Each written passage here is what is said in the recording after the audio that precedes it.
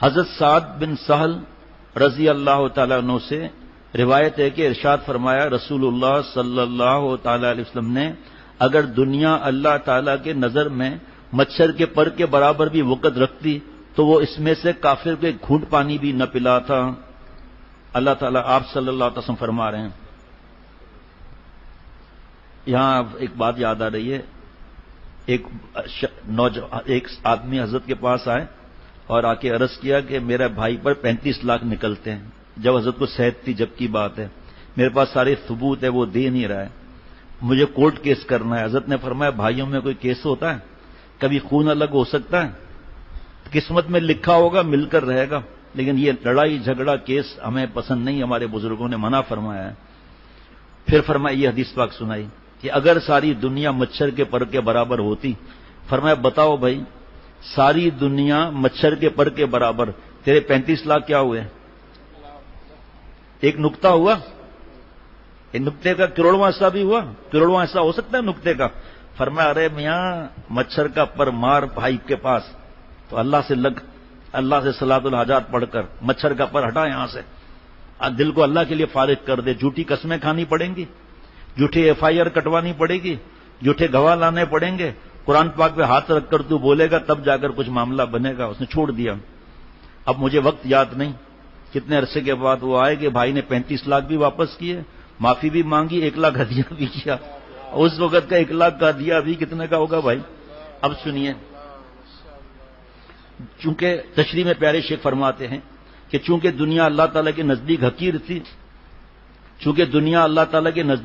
تھی، اس لیے کفار اور فجار کو دنیا خوب دیتا ہے، مچھر کے پر کے برابر ہے نا۔ حق تعالیٰ ارشاد فرماتے ہیں لولا ان یکون الناس امۃ واحدہ الی آخر الآیہ، اگر یہ اندیشہ نہ ہوتا کہ سارے انسان کافر ہو جاتے تو کافروں کے گھروں کی چھت ہم چاندی کی کر دیتے ہیں۔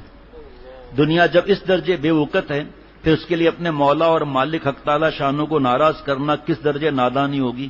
نیز اگر اللہ تعالیٰ نے کافروں کو ڈھیل دینے کے لیے دنیا کے چند روزہ بہار دے دی ہے تو کافروں کی اس دنیا کی طرف نگاہ اٹھا کر بھی نہ دیکھنا چاہیے، کیونکہ قرآن پاک کا ارشاد ہے متاع قلیل ثم مأواہم جہنم، یہ دنیا جو کافروں کے پاس ہے چند روزہ بہار ہے، پھر انجام کار ان کا ٹھکانہ جہنم میں ہے۔ اور کیا فرمایا اولئک کالانعام بل ہم اضل، یہ مثل چوپائے مثل جانور کے اس سے زیادہ بدتر ہیں۔ آج ہمیں ان کی فیشن پسند آتی ہے، ان کے کپڑے پسند آتے ہیں، جو جانور سے زیادہ بدتر ہیں، جنہوں نے ہمارے مسلمانوں کا خون بہا ہے 1400 سال سے نہیں، اس سے پہلے سے، عورتوں کو بیوہ کیا ہے، بچوں کو یتیم کیا ہے، اپاہج کیا ہے، گھر کے گھر ملک کے ملک اجاڑے ہیں جنہوں نے، اور جانوروں سے بھی بدتر، یعنی خسور اور کتے سے بھی بدتر ہیں۔ دین دیکھو کتنا پیارا ہے، کفر سے نفرت واجب، کافر سے نفرت حرام۔ یہ کافروں سے نفرت نہیں سکھائی جا رہی۔ بیوقوف ہے جو قرآن پاک کی بات علماء سے نہ سمجھے، اپنی طرف سے کھوپڑی الٹی کر کے بیٹھ جائے، وہ تھوک رہے ہیں ہم چاٹ رہے ہیں کفار کا۔ کیا ضرورت ہے ٹراؤزر پہننے کی؟ کیا یہ شلوار اچھا نہیں لگتی؟ کیا لمبا کرتا بھی کیا ضرورت ہے ہمیں؟ یہود اور نصارہ کے ٹراؤزر پہنے ہی کیوں؟ ضرورت کیا ہے پہننے کی؟ اس شلوار کے اندر کیا کچھ مسئلہ ہے کیا؟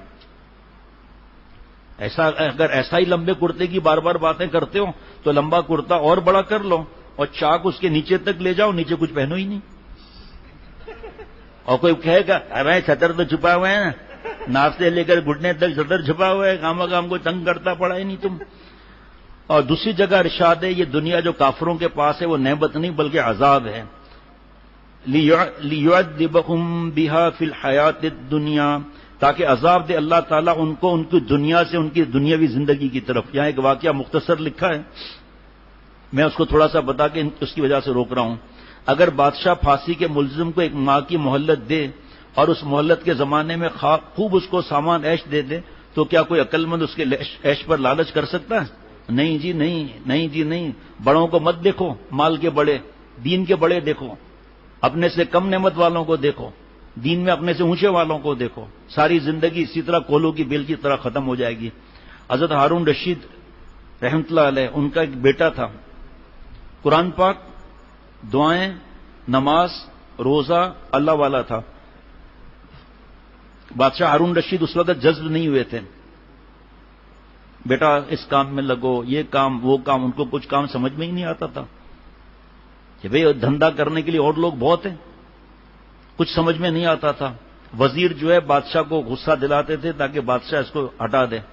آخر وہی ہوا، ایک دن بادشاہ نے بلایا کہ آپ کو امور کے سلطنت میں حصہ لینا تو ٹھیک، ورنہ گھر خالی کر دیں. شہزادہ اتنا بڑا جناب منصب، بادشاہ جیسی ملنے والی بات، کہ آپ گھر خالی کر دو. کہا آپ کی جیسے مرضی. ماں سن رہی تھی اور روتے ہوئے بلایا کہ بیٹا یہ جانواز لے لو اور قرآن پاک اور یہ انگوٹھی، اس میں ہیرا بہت قیمتی لگا ہے، جب تمہیں ضرورت ہو نا تو اس وقت اس کو بیچ دینا. اب وہ جناب انگوٹھی اور قرآن پاک جانماز لے کے نکل گیا. بس اللہ تعالیٰ کو یاد کرنا.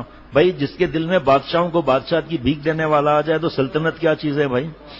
ہے جی، سلطنت کوئی چیز نہیں ہے. حضرت سلطان ابراہیم ابن ادم رحمۃ اللہ علیہ سے ایک مولوی صاحب نے کہا کہ حضرت میرے لیے دعا کر دیجئے کہ میں مالدار ہو جاؤں. تو حضرت سلطان ابراہیم ابن ادم رحمۃ اللہ علیہ رونے لگے. فرمایا میں نے بادشاہ دیکھ کر فقیری لیے، تجھ کو مفت میں اللہ کی نعمت لی، اس لیے قدر نہیں کرتا. ارے ابھی جو سکون سے اللہ کا نام لے رہے ہو، 2-4 کارخانے کھول کر دیکھ لو کہ کتنا سکون رہتا ہے. اللہ سے اتنا مانگو کہ بس عزت کے ساتھ زندگی بسر ہو جائے. اور جناب اگر آپ نے 5-10 کروڑ کما لیا، 10 فیکٹریاں کھول لی، تب بھی روٹی کتنی کھاؤ گے؟ کیا روٹی کی تعداد بڑھ جائے گی؟ وہی 2-3 چپاتی کھاؤ گے. بلکہ بیٹھے بیٹھے شاید چپاتی کم ہو جائے اور فقروں کی چپت بڑھ جائے. اور اندیشہ ہے کہ ٹہلنے کا وقت بھی نہ ملے تو خوراک بھی کم ہو جائے گی. چورن مانگتے پھرو گے. کیا کروڑپتی 10 جوڑے پہنتا ہے؟ کیا کروڑپتی 10 کمروں میں سے سوتا ہے؟ ایک کمرے میں بھی حضرت نے فرمایا ایک بیڈ پر بھی اتنے حصے پر، چاہے بیڈ یہاں سے لے کر وہاں تک ہو تمہارا. کیا کروڑپتی 3-4 چپاتی کی بجائے 45 چپاتی کھاتا ہے؟ 40 مرغ کھا سکتا ہے. خوراک وہی رہتی ہے. بس اللہ سے اتنا ہی مانگو، کسی کے محتاج نہ رہو. پھر اسی واقعے کو ایک اور مولوی صاحب نے حضرت سلطان ابراہیم ابن ادم رحمۃ اللہ علیہ سے کہا مجھے مالداری کی دعا دے دیں. فرمایا ظالم، میں نے سلطنت کے بدلے میں یہ فقیری لی ہے، تجھ کو مفت میں ملی ہے، اس لیے قدر نہیں کرتا. لہذا جس حالت میں اللہ رکھے راضی رہو، ان کو راضی رکھو. مفت میں بادشاہت مل جائے گی. ایک دفعہ اللہ کہنے میں کیسا مزہ آئے گا، لے کے دو کے سجدہ پیش خدا، خوشتر آئے از 200 مملکت ترا. اگر اللہ کے حضور میں ایک سجدہ قبول ہو جائے نا اور محبت سے سبحان ربی العالی کہہ دیں تو 200 سلطنت سے بڑھ کر ہے. حضرت پھول پوری رحمۃ اللہ علیہ نے فرمایا کہ حضرت سلطان ابراہیم ابن ادم رحمۃ اللہ علیہ سے کسی نے دعا کے لیے کہا. حضرت سلطان ابراہیم ابن ادم رونے لگے کہ میں نے یہ فقیری سلطنت کے بدلے میں لی ہے. جس سکون سے اب میں اللہ کا نام لے رہا ہوں وہ تخت سلطنت پر لینا مشکل تھا. خواجہ صاحب فرماتے ہیں، اس لیے دوبارہ اس واقعے کے حضرت نے فرمایا تمنا ہے کہ اب ایسی جگہ کوئی کہیں ہوتی ہے جی، تمنا ہے کہ اب ایسی جگہ کہیں ہوتی، کوئی کہیں ہوتی، اکیلے بیٹھے رہتے یاد ان کی دل نشیں ہوتی. اکیلے بیٹھے رہتے یاد ان کی دل نشیں ہوتی. وہاں بستے جہاں دودھ و فغاں کا آسماں ہوتا، وہاں بستے جہاں دودھ فغاں کا آسماں ہوتا، وہاں رہتے جہاں خاصتر دل کی زمین ہوتی. تو ہارون رشید رحمۃ اللہ علیہ نے بیٹے کو نکال دیا. ماں نے روتے ہوئے قرآن پاک، جان نماز اور انگوٹھی دے دی جس پہ ہیرا لگا تھا بڑی قیمتی. وہ چلے گئے، بس زاہدانہ زندگی گزار دیتے، اللہ کو راضی کر دیتے. حضرت ابو عامر بصری رحمۃ اللہ علیہ ایک بزرگ فرماتے ہیں کہ مجھے گھر کے کام کی ضرورت کے لیے کسی مزدور کی ضرورت پڑی. میں مزدور والے علاقے میں گیا تو وہاں پر میں نے ایک نوجوان دیکھا کہ عبادت گزار، نیک، دعائیں مانگ رہا ہے، سجدے میں تلاوت کر رہا ہے. تو میں نے اس سے پوچھا کہ آپ مزدوری کرو گے؟ کہا اسی لیے تو پیدا ہوا ہوں. جب بادشاہ اسے نکال رہے تھے نا بیٹے کو، تو اللہ سے دعا مانگ کر پرندے کو اشارہ کیا میرے پاس آ جاؤ. دکھا رہے تھے اس کو اللہ، لیکن اس وقت اور کیفیت تھی، پرندہ اڑتا ہوا آ گیا. اللہ نے کرامت دی، فرمایا جاؤ واپس چلے جاؤ. پرندہ چلا گیا واپس. اسے سمجھنا چاہیے کہ میرا بیٹا کس مقام پر ہے. ٹیشو دینا. تو کہا میں تو مزدوری کے لیے تو پیدا ہوا ہوں. کہا پھر ہمارے گھر کام ہے، آپ چلو. شہزادہ اور سید، آپ صلی اللہ علیہ وسلم کے خون سے رشتہ چلا ہوا رہا ہے خاندان سے. کہا اسی لیے تو پیدا ہوئے ہیں. کہا لیکن ایک شرط یہ ہے کہ میں ہفتے میں 2 دن کام کرتا ہوں، 5 دن کام نہیں کرتا. اور بہت کم پیسے بتائے کہ اس سے زیادہ پیسے بھی نہیں لیتا. حضرت ابو عامر بصری رحمۃ اللہ علیہ فرماتے میں نے کہا ٹھیک ہے. میں اس کو لے گیا اور جب بعد میں آتا ہوں تو دیکھتا ہوں اتنا کام ہو چکا. میں حیران ہوتا ہوں کہ یہ کیا مسئلہ ہے. پھر اگلے ہفتے جانا ہوا, دیکھا تلاوت ذکر وغیرہ, کیونکہ انہوں نے کہا تھا کہ میں باقی دن کام نہیں کرتا, 1-2 دن ہی کام کرتا ہوں. کہا بیٹا مزدوری کرو گے؟ کہا اسی لیے تو پیدا ہوئے ہیں. کہا چلو بھائی. پھر گئے تو دیکھا کہ مسئلہ کیا ہے. چپکے سے دیکھا کہ خود بخود بلاگ اڑ کر آ رہا ہے اور خود بخود بلاگ لگتا چلا جا رہا ہے. 1 دن میں اس لیے 2 دن میں اتنا کام ہو گیا. تیسری دفعہ گئے تو تھا ہی نہیں نوجوان. پوچھا بھائی ایک نیک نوجوان اللہ والا, بوڑھا بوڑھا نہیں جوان, یہ نظر نہیں آ رہا کہاں ہے؟ کہا لگتا ہے بیمار ہے. کہا کہاں ہوگا؟ کہا محل میں رہنے والا. کہا وہ مزدوروں کی جھوپڑیاں ہیں نا, اس میں کسی جھوپڑی میں ہوگا وہاں پر حضرت ابو عامر بصری رحمۃ اللہ علیہ فرماتے میں وہاں گیا, دیکھا کہ بلاگ جو ہوتا ہے نا اس کا تکیہ بنا ہوا اور اس پہ لیٹا ہوا ہے اور بیمار.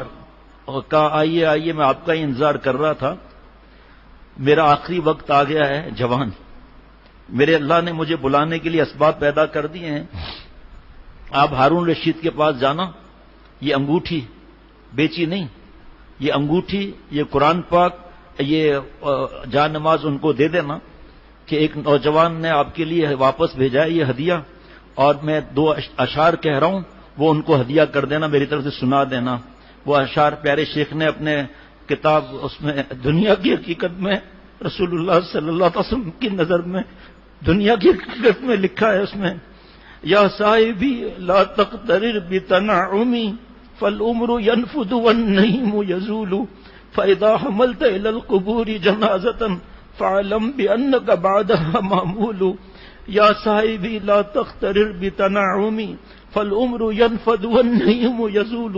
اے ساتھی دنیا کی نعمتوں سے دھوکہ نہ کھانا, عمر ایک دن ختم ہونے والی ہے اور نعمتیں تم سے جدا یا ختم ہونے والی ہیں. فَإِذَا حَمَلْتَ إِلَى الْقُبُورِ جَنَازَةً فَاعْلَمْ بِأَنَّكَ بَعْدَهَا مَحْمُولُ. اور جب تم کسی جنازے کو قبرستان لے جا رہے ہو تو یقین کر لینا کہ تم آج اٹھانے والے ہو, کل تم اٹھائے جاؤ گے. نذیر اکبر آبادی کے بھی 2 شعر اس پر عجیب و عبرتناک ہیں. کئی بار ہم نے یہ دیکھا کہ جن کا معطر بدن تھا مبیض کفن تھا. کئی بار ہم نے یہ دیکھا کہ جن کا معطر بدن تھا مبیض کفن تھا. جو قبر کون ان کی اکھڑی تو دیکھا نہ عضو بدن تھا نہ تارے کفن تھا. ایسے ہی پرانی قبروں میں لوگوں کو دفن نہیں کرتے. نوجوان کا انتقال ہو گیا, حضرت ابو عامر بصری رحمۃ اللہ علیہ نے غسل دیا, تدفین کی. ہارون رشید کے پاس بغداد یا جو بھی جگہ ہے وہاں گیا تو محل کا دروازہ کھلا اور اندر سے جو ہے گھڑ سوار کا دستہ آ رہا ہے کرتب دکھاتا ہوا. اس کے بعد اونٹ کا دستہ نکلا کرتب دکھاتا ہوا. اس کے بعد ہاتھی نکلے, ایک ہاتھی پر ہارون رشید بیٹھے ہوئے ہیں. کہاں سے ملاقات ہو, آگے بڑھنے کی کوشش کرے, کون آگے بڑھنے دے. تو حضرت ابو عامر بصری رحمۃ اللہ علیہ فرماتے میں نے زور سے چیخ ماری, امیر المومنین آپ کو جو حضور صلی اللہ علیہ وسلم سے واسطہ ہے قرابت کا, آپ کو اس کی قسم دیتا ہوں میرا ایک ضروری بات سن لیں. دوست جب ایام بھلے آتے ہیں گھات ملنے کی وہ آپ ہی بتلاتے ہیں. وقت آ چکا تھا, سب وہیں انتظامات چھوڑ دیے کہ آؤ میرے ساتھ محل میں, کیا بات ہے. کہ جی میں اس طرح ایک مزدور تھا, اس سے ایک تعلق ہو گیا تھا اور وہ جوانی میں انتقال کر رہا تھا. تو ماں کا دل تو سمجھ جاتا ہے نا, تو ماں پردے سے پیچھے کھڑی تھی. کہا کہ میں نے جو ہے وہ اس سے تعلق ہوا, انہوں نے جو ہے وہ انتقال سے پہلے آپ کے لیے 2 اشعار بھیجے ہیں آپ کو سنانے کے لیے. تو ہارون رشید نے کہا بھائی سناؤ, کیا انہوں نے اشعار کہے. یہ اشعار پھر دوبارہ پڑھے انہوں نے, پہلے تو انہوں نے پڑھے تھے, پھر حضرت ابو عامر بصری رحمۃ اللہ نے پڑھے. یا صاحبی لا تغترر بتنعمی فالعمر ينفد والنعیم یزول فاذا حملت الى القبور جنازة فاعلم بانك بعدها محمول. اے ساتھی دنیا کا, ہارون رشید رونا شروع کر دیے. اے ساتھی دنیا کی نعمت, سمجھ گئے کہ بیٹے کی بات ہے, انتقال ہو چکا جوان بیٹے کا. اے ساتھی دنیا کی نعمتوں سے دھوکہ نہ کھانا, عمر ایک دن ختم ہونے والی ہے اور نعمتیں تم سے ختم یا جدا ہونے والی ہے، اللہ سب سے پہلے میرے دل میں اتار دے۔ اور جب تم کسی جنازے کو قبرستان لے جا رہے ہو تو یقین کر لینا کہ تم آج اٹھانے والے ہو، کل تم اٹھائے جاؤ گے۔ بس حضرت ہارون رشید رحمۃ اللہ علیہ جو آنکھوں سے آنسو بہ رہے ہیں، اور پھر فرمایا اور یہ انہوں نے اب ماں نے رونا شروع کر دیا کہ یہ انگوٹھی یہ قرآن پاک یہ جان نماز یہ آپ کو انہوں نے واپس کی امانت، تو اور رونا شروع کر دیا۔ پھر فرمایا کہ ابو عامر آپ کو کیا احساس نہیں ہوا، آپ نے حضور صلی اللہ علیہ وسلم کی اولاد سے مزدوری کا کام لیا۔ اب حضرت ابو عامر بصری رحمۃ اللہ علیہ رو رہے ہیں کہ مجھے تو نہیں معلوم کہ وہ سید تھے کیا تھے۔ بس اللہ تعالیٰ یہی رزق کے بارے میں صرف ابھی 4 یا 5 احادیث مبارکہ پڑھی، اس کے بعد آگے لائن لگی ہوئی ہے اور بھی۔ پھر کیا حالات سے ڈرنا بھائی، وہ رزاق اللہ تعالیٰ ہمیشہ سے ہمیشہ رہے گا۔ اللہ تعالیٰ ہم سب کو اپنا خاص تعلق نصیب فرمائے۔